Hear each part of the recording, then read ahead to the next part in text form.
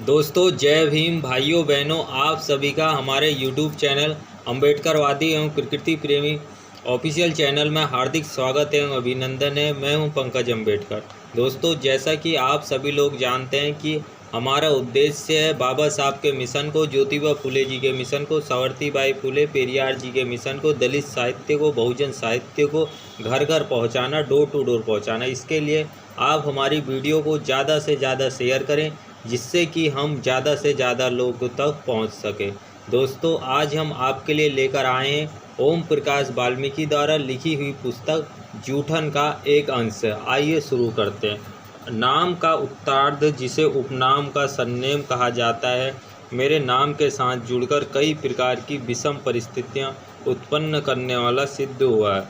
अपनी जाति बोध कथा के कारण जब ये स्थितियां अंतर संबंधों को प्रभावित करने लगती है तो इस नाम से छुटकारा पाने की सोचने लगता हूँ, लेकिन जीत उपनाम ही की हुई है। अभी तक तमाम हादसों के बाद भी मैं इसे नहीं छोड़ पाया हूँ, बल्कि यह और भी अधिक आत्मीय लगने लगा है। मराठी के चर्चित दलित कवि लोकनाथ यशवंत को मेरा वाल्मीकि सरनेम आकर्षक लगता है, और भी अनेक मित्र हैं जिन्हें मेरा सरनेम सार्थक लगता है।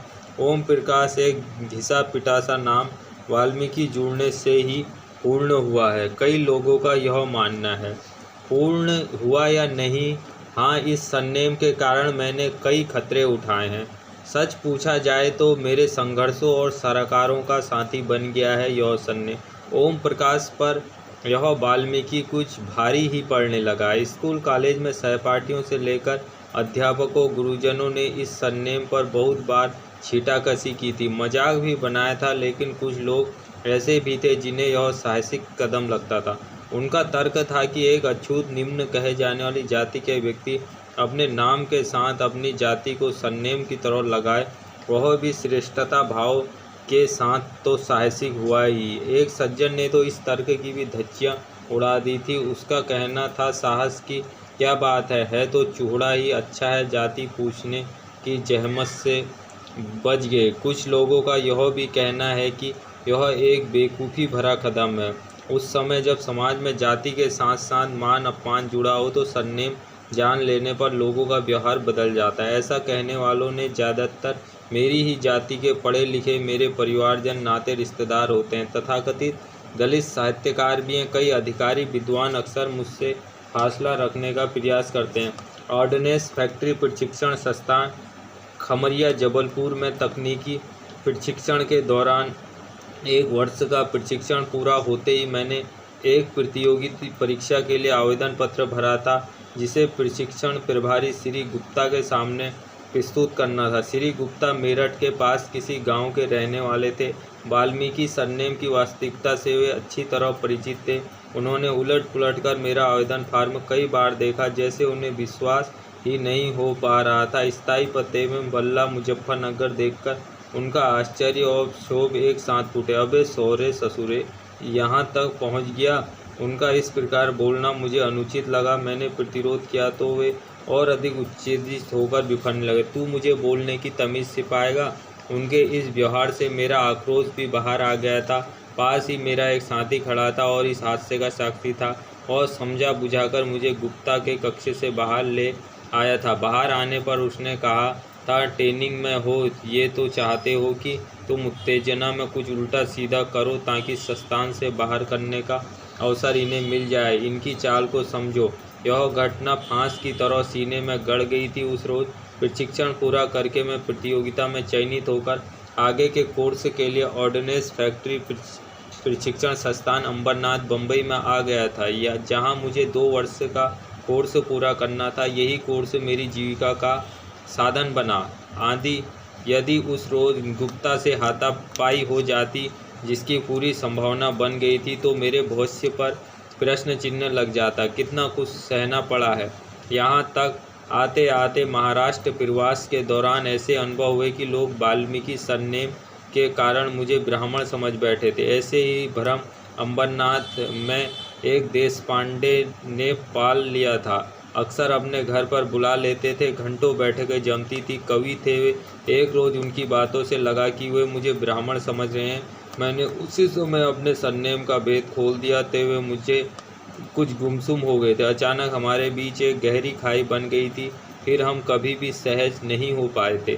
बाहर के ही नहीं, मेरे अपने भी इस सरनेम से परेशान होने लगे थे। मेरे पिताजी अपवाद जरूर थे, अनपढ़ होते हुए भी उनकी सोच दूसरों से भिन्न थी। उनके मन में बेहनता ईमानदारी और आत्मनिष्ठा थी। वे स्वयं को सरभंग कहा करते थे, जिसका अर्थ मैं आज तक समझ नहीं पाया हूँ। उनमें हीन भावना लेस मात्र भी नहीं थी।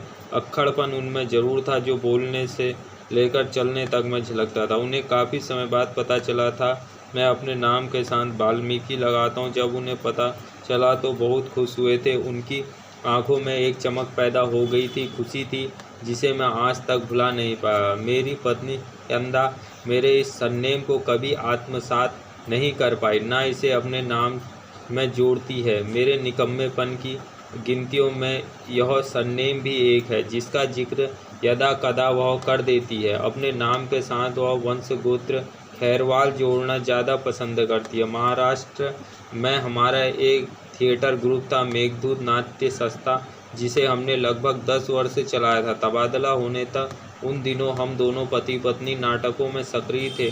कई नाटकों का मंचन साथ साथ किया। आधे अधूरे दुलारी बाई, हिमालय की छाया, सिंहासन खाली हैं आदि हमारे सफल नाटक थे। नाटकों की पब्लिसिटी में वह अपना नाम यंदा खैरवाल ही प्रचारित करती थी। मुझ पर भी लगातार दबाव डालती थी कि मैं अपने नाम के साथ खैरवाल ही लगाऊं। अक्सर मैं टालने की कोशिश करता तो वह ऐसे तर्क दे डालती थी कि मुझे हार मान लेनी पड़ती थी। एक बार तो मैंने भी तय कर लिया था, रोज़ रोज़ की किचकिच से छुटकारा पाओ और अपना सरनेम ही बदल डालो। लेकिन 2-4 दिन बाद फिर मैं अपने पुराने सरनेम पर दृढ़ हो गया था। आज भी घर परिवार में जब इस सरनेम पर चर्चा होती है तो मेरी पत्नी दृढ़ शब्दों में कहती है, यदि हमारा कोई बच्चा होता तो मैं इसका सरनेम जरूर बदलवा देती। उस वक्त तो मुझे लगता है जैसे पत्नी मकान या कपड़े बदलने की बात कर रही है। ऐसा नहीं है कि ये वार्तालाप मुझे कोई दंश नहीं देते। मैं ऐसे क्षणों से विचलित हो उठता हूँ। मेरे एक मित्र हैं दिनेश मानव, जो आजकल रामपुर उत्तर प्रदेश में हैं। वे उन दिनों इलाहाबाद में थे, पत्रकारिता में सक्रिय थे। महोदिका नाम की पत्रिका भी उन्होंने शुरू की थी। एक ही अंक निकला था, बंद हो गई। उस अंक में मेरी एक कविता और लेख छपा था। लेखक की जगह सिर्फ ओम प्रकाश छपा था, यानी सरनेम गाया था। संपादक ने एक टिप्पणी छापी थी कि हम नाम के साथ जाति बोधक उपनाम नहीं छापेंगे। इस प्रकार वे जातिवाद खत्म करना चाहते थे। दलितों में जो पढ़ लिख गए हैं उनके सामने एक भयंकर संकट खड़ा हुआ है, पहचान का संकट, जिससे उबरने का वे तात्कालिक और सरल रास्ता ढूंढने लगे। अपने वंश गोत्र को थोड़े ही संशोधन के साथ अपने नाम के साथ जोड़ने लगे, जैसे इनालिये से चंद्रील या चंचल, सौदे से सोदाई या शुद्ध लिखने लगे हैं। एक सज्जन ने पार्चा को पार्थ बना लिया है। मेरी माँ का वंशगोत्र केसले है, जिसे कुछ लोग केसवाल की तरह लिखने लगे हैं। यह उन्हें आसान लगता है। इन सबके पीछे पहचान की तड़प है, जो जातिवाद की घोर अमानवीयता के कारण प्रतिक्रिया स्वरूप उजगी है। दलित पढ़ लिख कर समाज की मुख्य धारा से जुड़ना चाहते हैं, लेकिन सवर्ण उन्हें इस धारा से रोकता है, उसमें भेदभाव बरतता है, अपने से ही हीन मानता है। उसकी बुद्धिमत्ता, योग्यता, कार्यकुशलता पर संदेह व्यक्त किया जाता है। प्रताड़ित करने के तमाम हथकंडे अपनाए जाते हैं। इस पीड़ा को वह नहीं जानता है जिसने उसकी विभीषिका के नस्तर अपनी त्वचा पर सहे हैं, और जिसने जिस्म को सिर्फ बाहर से ही घायल नहीं किया है, अंदर से भी छिन्न भिन्न कर दिया है। अस्तित्व के इस संकट काल में मुझ जैसा कोई जातिबोधक सरनेम के साथ आता है तो वे तमाम लोग चौकन्ने हो जाते हैं। उन्हें लगता है जैसे कोई उनका भेद खोल रहा है, क्योंकि समस्या से पलायन उन्हें सहज और सरल लगता है, जबकि सच यह है कि बदलाव पलायन से नहीं, संघर्ष और संवाद से आएगा। मोहनदास नेमिष-राय कवि, लेखक, पत्रकार आर्य नगर नई दिल्ली में रहते थे। उन दिनों जब भी मैं दिल्ली जाता था उनके घर पर ही ठहरता था।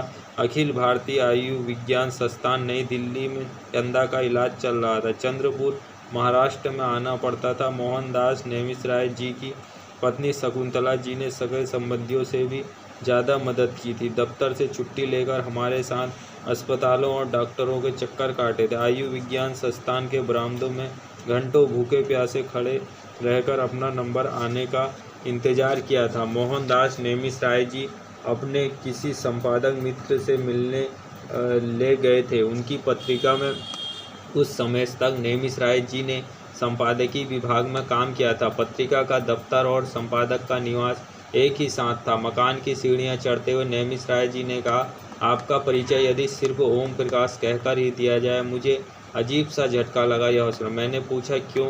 उन्हें मेरे विषय में ज़्यादा पता नहीं है। आदमी तो अच्छे हैं, मेरी काफ़ी इज्जत करते हैं। फिर भी नेमिष राय जी ने सफाई दी थी। मेरे सामने सब कुछ स्पष्ट हो गया था। एक बार तो मन में आया वापस लौट चलूं, लेकिन भागना तो समस्या का समाधान नहीं था। उनके पीछे पीछे चल दिया था। जैन साहब सामने की कुर्सी पर बैठे थे।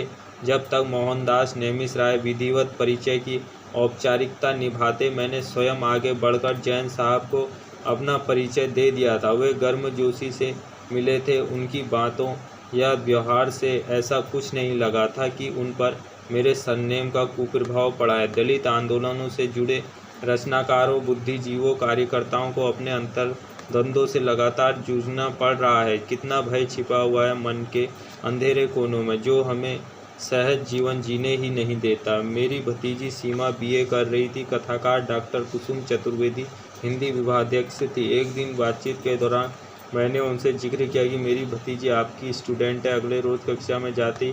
डॉक्टर चतुर्वेदी ने सीमा से पूछा, ओम प्रकाश वाल्मीकि को जानती हो? सीमा ने कक्षा में नज़र डाली और इनकार कर दिया। उसी दिन शाम को सीमा ने पूरा किस्सा सुनाते हुए अपनी सफाई दे डाली। सभी के सामने अगर मान लेती कि आप मेरे चाचा हैं तो सहपाठियों को मालूम हो जाता कि मैं वाल्मीकि हूँ।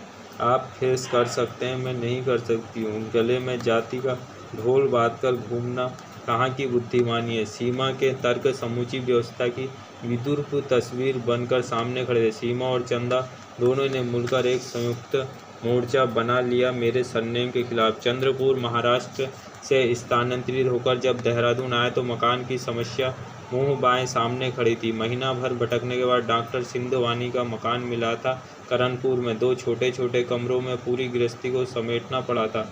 ऐसा नहीं था कि देहरादून में मकानों की कमी थी या मैं किराया देने की स्थिति में नहीं था। बस मकान मालिक मेरे नाम का उद्गार सुनते ही आए बाय करने लगते थे या फिर कोई बहाना गढ़कर इनकार कर देते थे। डॉक्टर सिंधवानी के मकान से आगे मोड़ पर भोलाराम खड़े रहते थे। उनकी पत्नी रामेश्वरी मेरी पूर्व परिचित थी तो वे भी वाल्मीकि ही, लेकिन खरे सरनेम लगा रखा था। यह मकान उनके ही माध्यम से मिला था। उनकी बेटी मंजू बैंक में नौकरी करती थी। अक्सर शाम को या छुट्टी के दिन मंजू चंदा के पास आ जाती थी। दोनों के बीच नंद भाभी का रिश्ता बन गया था। इसी रिश्ते की चपेट में मुझे भी आना पड़ेगा। मंजू मेरी मुँह बोली बहन बन गई थी। इसी बीच मंजू का रिश्ता तय हो गया था। शादी ब्याह का पूरा इंतजाम मेरे ही हाथ से हुआ था। बड़े भाई की जिम्मेदारी मैंने निभाने का पूरा प्रयास किया था। दफ्तर से छुट्टी लेकर घर बाहर के तमाम कार्य पूरे किए थे। चंदा ने घर के भीतर की जिम्मेदारी संभाल रखी थी। सभी कार्य सुचारू ढंग से पूरे हुए थे। जिस रोज़ मंजू की शादी का कार्ड छपकर आया था, एक हादसा हो गया था। दर्शनी विलासियों की सूची में घर परिवार के सभी लोगों के नाम छपे थे, सिर्फ मेरा नाम गायब था। मैंने इस बात को सहज ढंग से नज़रअंदाज कर दिया था, लेकिन मेरी पत्नी को यह बात परेशान कर रही थी। उसने मंजू से पूछ लिया था, कार्ड पर इनका नाम कैसे छूट गया? मंजू ने बहानेबाजी करके बात को टालने की कोशिश की थी, लेकिन चंदा ने जिद्दी स्वभाव पाया गया, वह अड़ गई। मंजू ने सच्चाई उगलवा कर ही दम लिया। भाभी, यहाँ कोई नहीं जानता कि हम वाल्मीकि हैं। सभी को यही पता है, खरे हैं। भैया का नाम छपते ही भेद खुल सकता था। मंजू रुआसी हो गई थी। चंदा को एक और अवसर मिल गया था मेरे सरनेम के खिलाफ मोर्चाबंदी करने का। ऐसा ही हादसा एक और रिश्तेदारी में हुआ था। चंदा की भतीजी के शादी के कार्ड पर भी सभी के नाम थे, मुझे उसमें भी छोड़ दिया गया था। इन सब का अर्थ यह कतई नहीं था कि सबके संबंध मुझसे खराब हैं। वे सब मेरे आदमी हैं। मेरे सरनेम से उसकी पहचान के खुल जाने का डर बना रहता था। इस सरनेम के कारण जो दंश मुझे मिले हैं उनको बयान करना कठिन है। परायों की बात तो छोड़िए, अपनों ने जो पीड़ा दी है वह अकथनीय है। परायों से लड़ना जितना आसान है, अपनों से लड़ना उतना ही दुष्कर। डॉक्टर सुखबीर सिंह दिल्ली विश्वविद्यालय के शिवाजी कॉलेज में रीडर थे। हिंदी के विद्वान, समीक्षक, कवि, लेखक। वे भी मेरे सरनेम से दुखी थे। उनके निवास विश्वास नगर शाहदरा दिल्ली पर एक रात रुकने का अवसर मिला था। पराग प्रकाशन के श्री कृष्ण जी से काली रेत उपन्यास आज तक नहीं छपा है। उस रात डॉक्टर सुखबीर सिंह से एक लंबी चर्चा हुई थी वाल्मीकि सरनेम को लेकर। उस रात उन्होंने मेरे नाम से वाल्मीकि हटा खैरवाल चस्पा कर दिया था। उनकी सद्य प्रकाशित पुस्तक सूर्यांश पर मैंने समीक्षा ली, जिसे लेकर वे स्वयं गए थे। संपादक मंडल के एक सदस्य ने ओम प्रकाश के साथ खैरवाल लगा देखकर जब आश्चर्य व्यक्त किया तो डॉक्टर सुखबीर सिंह ने कहा, नहीं, अब से हम उन्हें वाल्मीकि नहीं खैरवाल ही कहेंगे। वाल्मीकि को अपने हाथ से काटकर उन्होंने खैरवाल लिखा था। आजकल यह समीक्षा ओम प्रकाश खैरवाल के नाम से ही छपी थी। डॉक्टर सुखबीर सिंह को भी अपनी पहचान के खुल जाने का भय था, इसलिए वह सरनेम को अपने से दूर रखना चाहते थे। यही समस्या हरकिशन संतोषी जी की भी है। कई बार वे इस सरनेम पर कटाक्ष कर चुके हैं। हरकिशन संतोषी जी के एक मित्र हैं हरदान ज्ञान सिंह, जो मेरठ के पास खेखड़ा गांव के रहने वाले हैं। वे मुझे मेरे दलित लेखन के द्वारा ही जानते हैं। मेरी कविताओं, कहानियों से प्रभावित हैं। अक्सर लंबे लंबे पत्र लिखते हैं, जहां एक और मेरी रचनाओं पर उत्साहवर्धक टिप्पणियां होती है। वहीं वे मुझे यह भी समझाने का उपदेश देने की कोशिश करें, मैं पढ़ा लिखा मूर्ख हूँ। वाल्मीकि सरनेम के कारण वे मुझे एक अशिक्षित व्यक्ति से भी ज़्यादा गया गुजरा मानते हैं। उनकी मान्यता है कि मैं जानबूझकर ब्राह्मणवादी दलदल में फंसा हूँ। मुझे वाल्मीकि सरनेम छोड़ देना चाहिए।